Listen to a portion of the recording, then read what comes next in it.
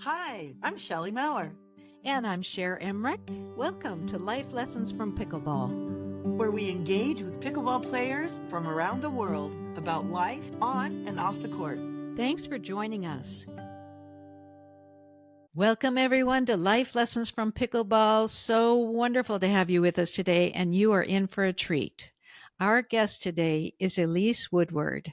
Elise, you had such a dynamic career in sports, from being a standout athlete yourself to becoming a respected voice in broadcasting. Absolutely. From earning all state honors in soccer, basketball, and fast pitch softball at North Eugene High School, to leading the Huskies to the NCAA Sweet 16 as a team captain, your athletic journey is truly inspiring. And then you transferred into broadcasting, covering everything from Husky football at the University of Washington to the women's pro basketball team, the Seattle Storm, yay, as well as broadcasting for multiple sports for Fox, FS1, and the Big Ten Network. I'm telling you, that is an amazing resume. So let's start with your decision to attend the University of Washington and your experience as a student athlete.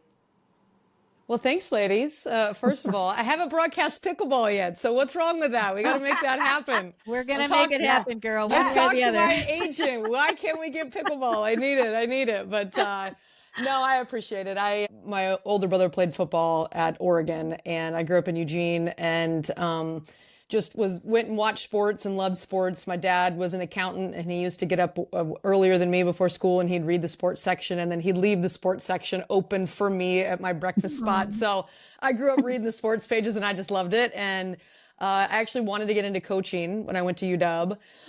Yes, I left Eugene and the shadow of the University of Oregon to come to UW and play basketball there. I love my teammates. Actually just had a big reunion with them last weekend. It was phenomenal. We're the best of friends still decades later, which is really cool. But I couldn't major in coaching, so I majored in broadcasting and got hired at the time. It was Fox Sports Northwest, and actually interned with my basketball coach at the time, June Doherty, who, rest in peace for her. She's passed on, which is sad. But I would transport the tapes from Heck Edmondson Pavilion over to Bellevue back in the day when there was no digital. And I earned a reputation as a worker. And so they hired me to log tape when I got done at UW. And here we are. I won't say how many years later, because that makes me look really, really old. But you don't look really, really old, so. Well, thank you. See, you don't have to butter me up. I'm already on the podcast. We only tell the truth here, so. Okay, good. So when you were playing, did you think, I want to be a broadcaster? Yeah, because I couldn't major in coaching, I wanted to do a profession where I was going to be as close to sports as possible. I'm just sports junkie. My husband, bless his heart, we have 5 TVs in one room, and we'll have all 3 of the NBA games up watching them. We'll have the WNBA over here. We got the Mariner game over here. And I've just always loved it. I love competition, and I love everything about it. It's the one area this goes for my profession and everything else, where you can be old, young, black, white, different languages, and you go to a game and everybody's cheering and having fun. And it's a universal language where people can get along together, cheer for a common thing. And that's what I've loved about sports. So I knew when I was done playing basketball that I wanted to stay in the sports scene as much as possible. And so I was like, well, I can talk a little bit, so why don't we try broadcasting, and I'll just study that. And then I thought I was going to get in. I really did think I was going to be a coach, but and I coached my whole life. I actually coached a 5th grade team when I was a senior in high school, and refed and did coaching my whole to make money in the summertime. But I just got hired, and that's where my path led me. And I'm thrilled with my career choice. Whenever I mentor kids, one of the things is work-life balance, and I've had an amazing work-life balance. I have 2 boys that, are in college now, but I got to coach them when they were younger, and I got to watch their events and help them with their homework and do those things. And so I was home. I'd traveled some, but for that was really important for me. So I've loved my career. I say the one thing about broadcasting as opposed to coaching is that I haven't affected lives like I think coaches do. And that's the only part about it where I'm like, oh man, I just know I'm not going to get invited to a bunch of weddings, and I'm not going to have like people say, oh, but I do think there's something powerful about having women in broadcasting and having powerful voices in sport, knowledgeable voices, and doing things the good way. But it's not as directive an impact, but I love my career choice. It's that you don't see the impact like you would if it were one-on-one with your Yeah. players and all. But I bet if you put the word out that you would go to people's weddings, I think you'd get a lot of invitations. I mean, you guys know the eras of when you're living right now. We've been to like 2 weddings in the last decade. It was, for a while it was like wedding, wedding, wedding. Like, gosh, how do we have to go to another wedding? And now it's like high school graduations and college graduations. And like, that's where we're at in my life. But I want to get back to the weddings, Exactly. And the reunions. Yeah. Exactly. That's the truth right there. So, what were some of the challenges and highlights of your early broadcasting career? I still remember the first game I ever called. I was just, I wanted to be a reporter. I wanted to be on air. But right when I graduated from the University of Washington, and I was hired just as a production assistant, and they were training me how to be a reporter. But I was 23 years old, maybe 22. I think I was 22 years old. It was my first year out of UW, and the woman who normally did the color analyst for the University of Washington women's basketball games when they were on television had moved on to take the head coaching job at the University of Idaho. And so they needed somebody to do it. And they asked me, and I don't know if it was maybe a little hesitant. I was like, you bet I'm going to do this. Like, yes, I was so pumped. Like that, it's a very small amount of opportunities to do this for a living professionally. And it was exactly what I wanted to do. The challenge of it was, and I was just laughing with my teammate this weekend about it, my best friend on the team had torn her ACL early in her career, so she had to sit out a year. So I had graduated in 4 years, and she was a 5th-year senior on the team. And she is hilarious. She makes me laugh. We used to practice broadcasting together, like on the bus or just being dorks because we're both really silly. And so after the game, I was going to interview her. And I went up to her and I was like, don't you dare make me laugh. Like, don't you dare make me laugh. Like, be serious right now and no shenanigans. And so she was good. She was good. But here I am trying to be professional and end up interviewing my old teammate who's a senior, but it was great. And that's what I still love to do the most is live games. I've done a bit of everything. I was a sports talk radio host in the area for over a decade. And that was great because I would be with my kids all day long. My husband would be at work. We'd eat dinner together. And then I'd say, all right, I got to go. And he would take a 2-year-old and a newborn and do the bedtime routine Monday through Friday. And I would go to work and come home. And so it worked well. I didn't have to travel and do all that. I worked for the Sonics. I've covered the Mariners and covered the Seahawks, and I've done about a little bit of everything. But but going back to one of the first things I ever did is still what I enjoy the most, and that's live games. That's so cool. And you've got the perfect voice for it. I could just listen to you all day long. I mean, And your energy, yeah. And I you've appreciate heard that. me say this to you before. I've said it to you. I've been lucky enough to play pickleball with Elise a few times, and I've told her on the court that she's my husband's favorite all-time interviewer. And so I told him, we were talking to you today, and I said, what question would you ask Elise, Dave? What was it? I can't wait. For you, because he says that you ask the most insightful questions. Oh, that's great. Because he loves Husky football, so he sees you when you're on the Husky sidelines interviewing the players. And he said it's so hard to think of questions, ask questions that don't just receive a yes or no answer, to really come up with questions that require, to get an insightful response. Yeah. And so he said, do those just come out spontaneously, or does she prep for that? How does she do that?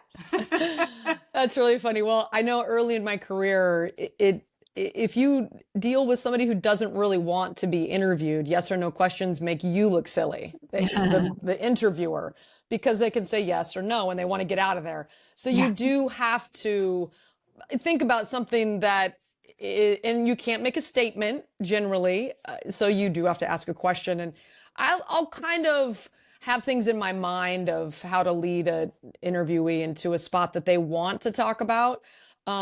I think a real key thing for Husky football that's helped me throughout the years is that I have relationships with those guys. I go to practices, I talk to them. Now I talk to them like I'm their mom because they're the same age as my kids, but I just try to build a relationship with them and make them feel comfortable. And that's for if I know them or if I don't know them in any sport that I do. I want to make them feel comfortable. And I always feel like, what's the old saying? You can catch more bees with honey. Yeah. The way that you lead into a question and just the tone of your voice, I think is very important. And I think some reporters come off as really like they put the interview on their heels. I want to never do that. I want them to feel comfortable. And I do know as a former athlete, I've had to interview people after they've dropped the game-winning catch or threw the game-losing interception. I've been there as an athlete. I had many game-winning shots. I also had moments that stick out even more that will eat at me for the rest of my life of failing and failing in front of other people and failing on TV and having to get back up and do that. And I know with those athletes, I've felt those same feelings. And so I try to be very cognizant and aware when I talk to them of what they are feeling in that moment where it's their whole world that they've worked their entire life to achieve. And sometimes you come up short and it hurts like nothing you've ever had, especially when they're that young. So, I try to always remember that when I'm interviewing them that, it's nobody's trying to fail. Nobody wants to not make the catch or it's really difficult on them, but they have to talk about it. And, if I'm interviewing you, it's because you're a fantastic athlete to have gotten to where you are. And that's what I try to remind them. Good point. Yeah. Your empathy gives them a safe place.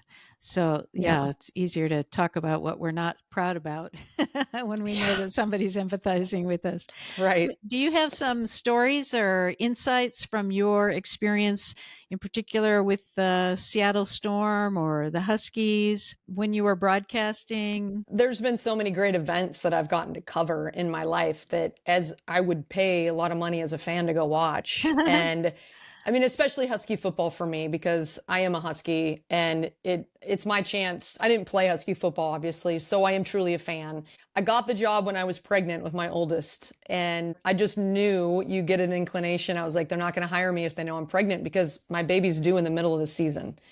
And I just knew it. And so I didn't tell anybody I was pregnant for quite a long time. And it's a good thing I could hide it well, right? I'm tall, but some baggy clothing. But I got that job when I was a puppy in my 20s and pregnant with my first kid. And I still have it and I still love it. And I every game right before they're coming out of the tunnel, I just kind of, say a prayer of gratitude of, man, I get to do this. They're paying me to be on the sideline right now, talk about football, see the guys. I mean, I got to go all the way to the national championship and the Sugar Bowl and Wow. some of the Pac-12 championship. And I love it. I think it's, the best time in the world. And, I just keep thinking like at some point they're going to realize that like, this is my hobby, but they don't. I've been milking it for quite a while now. So, and then, calling the WNBA as a former basketball player, there was no WNBA when I was in college. And I think about how my life would have been different if I would have had a focused goal of improving every single day to get to that. And I still wouldn't have been good enough. I know that. Like, I wasn't a superstar player. I was a great role player, and I believe that those are very important to team successes. And I'm very proud of what I was able to do and was a captain and those things. But I always wondered if you did have that goal for all of the girls and women my age of how that would have changed things, because I see the growth of the women's game in the WNBA, not just in terms of fans and support and people just watching it and being entertained by it. And there was such a stigma for years about, women's basketball, it's not good enough. And it was good, but it just has continued to get better and better and better. These women are absolutely fabulous. I was at Storm practice yesterday and their number 2 draft pick just went up easy and dunked like it was nothing. And I mean, it's just incredible what these women can do. And so, there's all different kinds of things that I'm just truly a fan in what I do. And I love just seeing people and doing what they do and what they love in sport. It's so cool that you've been a part of this for so long that you've Yeah. really seen the trajectory and all the different in how sports has changed, even bringing money Yeah. into the Yeah. universities now for the athletes, and then seeing the WNBA. I'm thrilled that the WNBA is so popular. It's my favorite. Yeah. I just think they're amazing. Yeah, So, I do have, and I've had some PTSD with it because I was a part of the organization with the Seattle Reign years ago oh, in the ABL, and I was selling tickets my first year out of college, and there was an ABL and the WNBA, and so the Seattle didn't have the WNBA, we had the ABL, and I was there the day that it folded. And I remember seeing the tears of Oh, Shalonda Ennis, who was a fantastic player, who was a single mom, or maybe she was married, but she had a little baby, and I remember that she was crying because she just lost her job and lost the league, and so to see now, like from the first few years with the Seattle Storm, it was like, just hang on, just keep having people get through those turnstiles, buy tickets, support the game. Like this is, you could see what it could be, but it wasn't there yet. And yeah, I've been with the organization since year one, and saw when Lauren Jackson was drafted, and saw who's my all-time favorite player, and saw when Sue Bird was drafted, and interviewed her, the first day she was with the organization. So I just, when I talked to the rookie Dominique Malonga, I was saying, yeah, I've been around a lot. So I've been here probably longer than anybody in the organization. So but it's been great. And to see where it is right now is phenomenal. It's so cool to see. it wow. is. It's really cool to see. What other sports do you cover?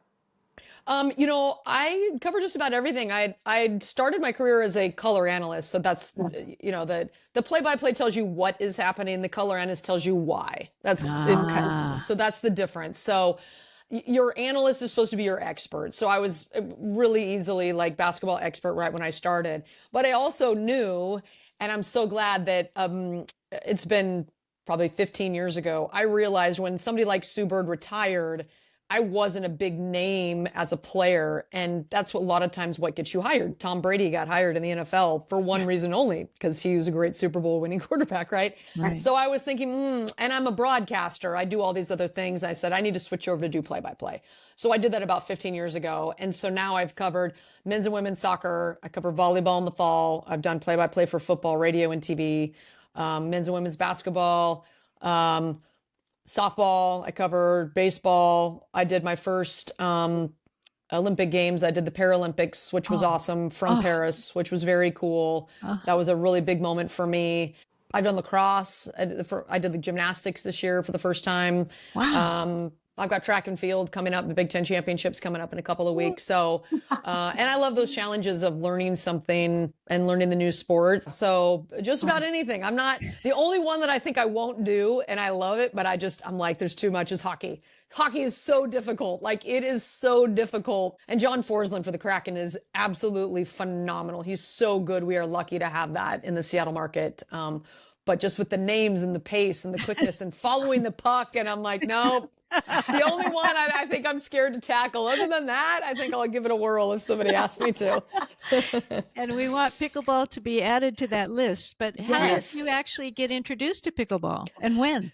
It's funny. My husband is super into it, and he played baseball at UW, and so he's super competitive. And like I said, we watch sports together, and our kids, we've followed them, practices and games, and he coached my kids in baseball all the way up until 2 years ago, I think. Well, last Wow. year, my youngest is in college now, so he was busy coaching, but he needed to get something in his life that was competitive and fun and a good workout, but just something that wasn't about baseball, because he's just laser focused.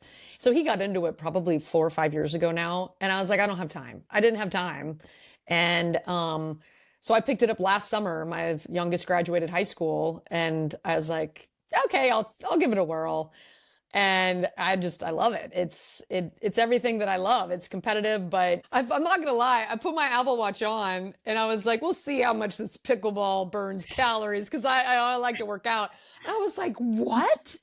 800 calories? Like, I didn't even feel like I was working hard. Like, this is like secret sauce. It So, is. I mean, my husband lost like 30 pounds playing pickleball, and it's Wow. not like he's in great shape and it's helped him. But, yeah, I mean, I miss like sweating and like, I was big into hiking and walking, and I did mini half marathons and a marathon and did all that. But, over the last few years, it mainly just been walking because I don't have any cartilage left in my right knee, and pickleball doesn't aggravate it at all. So, and it's been great, and I love it. And I've met a ton of people, and just have a lot of fun. And what I really enjoy about pickleball is when I was in elementary school, the best part about it was recess.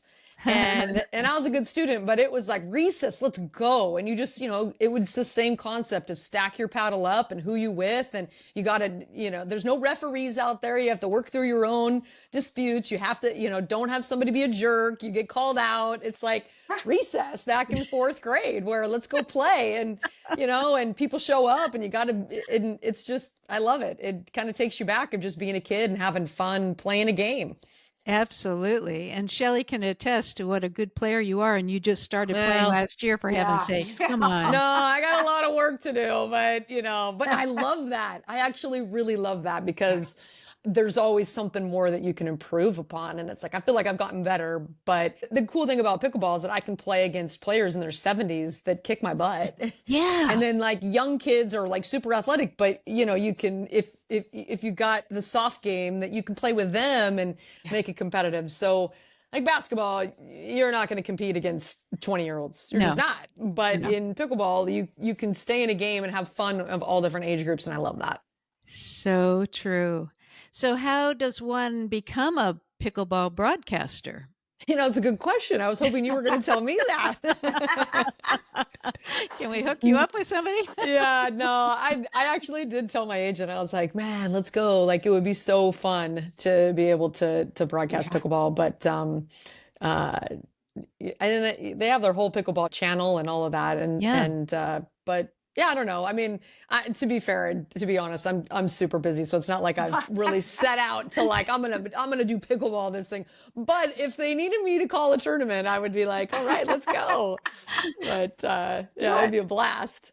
Well, we'll plant that seed and hope it all opens up so that That's you can right. do that. Would love to hear your voice I would love broadcasting it. for the pickleball. I would love it. It would be so fun.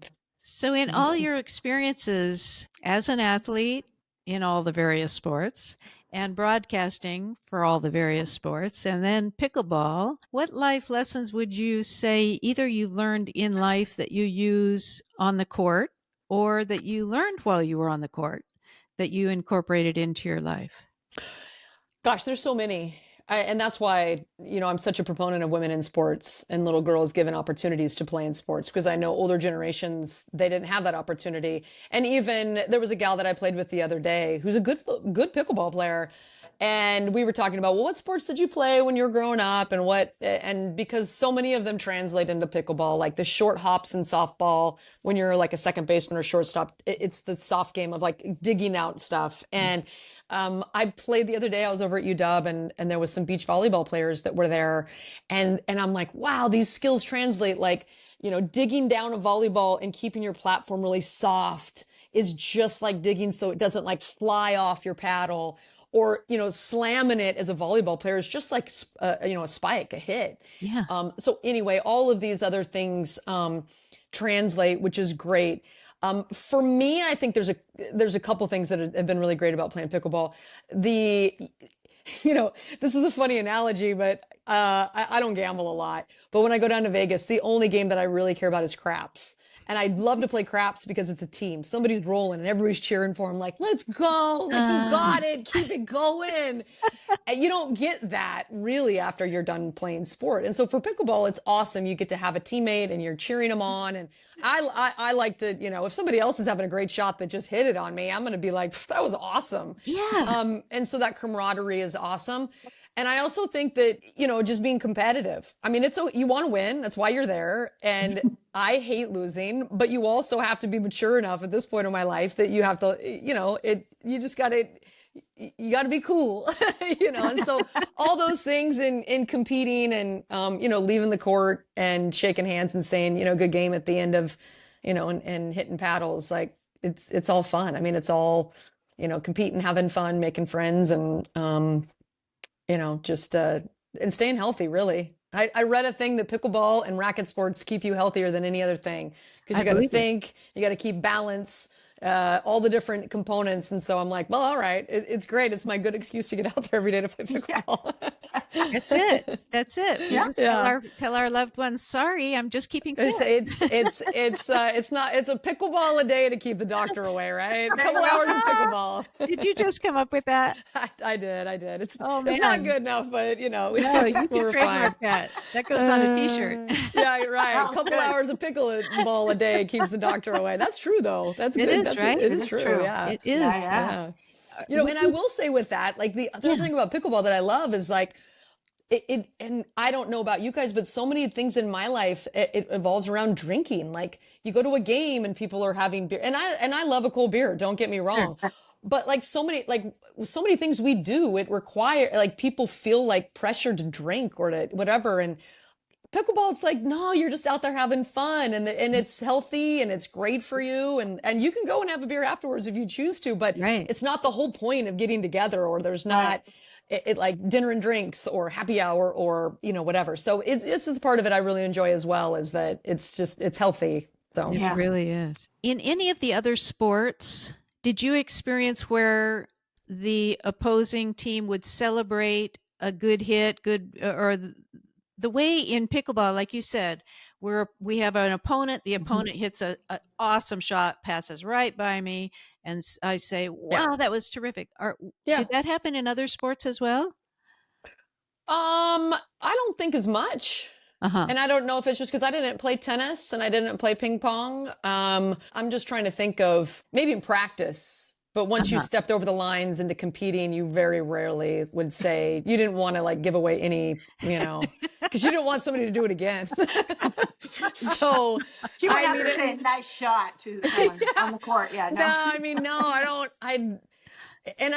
I remember that when I was playing, I tell this story. There was a girl that played in the WNBA for years. Her name was Vicki Johnson, and UW was playing down at Louisiana Tech, and she was phenomenal. And I guarded her as good as I could have. I was so proud. Like I cut off the baseline, and I was there. I almost surprised myself. I was like, I don't know how I did that. and I stopped, and she went to shoot it, and both my hands were up, and I was in perfect position. And she jumped so high over the top of me. I was looking at her belly button, like. And she got the shot off and she scored it. And I was like, all right, well done. I mean, nothing else I could have done on that one, but no. And that was, I rarely have you do that in other sports, really. It's not like that.